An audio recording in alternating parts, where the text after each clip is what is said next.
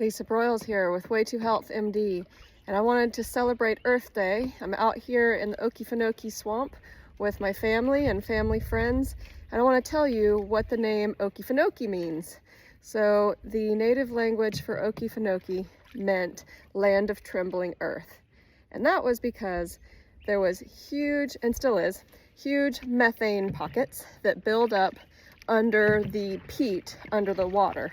So they get so much methane built up that it eventually bursts through. So basically huge earth fart, okay?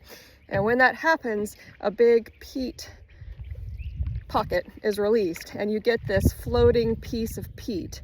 And so then you get grasses and seeds, everything starts growing on it really quickly. They've got a species of grass here that's in the bamboo family, starts growing all over that peat.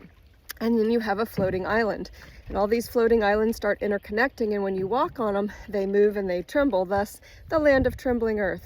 But tied into that in Earth Day, I want to talk about how important it is for the environment if all of these peat pockets kept building up and all these little islands that eventually get bushes and trees, then you no longer have swamp and water.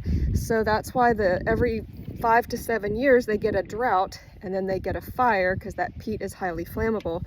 And then that fire burns through and helps to open up all of the areas to keep biodiversity. And that's so important. So you need the fire so that things like some of the pine trees and the bald cypress can seed when there's fire. So Earth Day is celebrating biodiversity and things like wildfires and how important they are, and earth farts, to creating healthy biodiversity.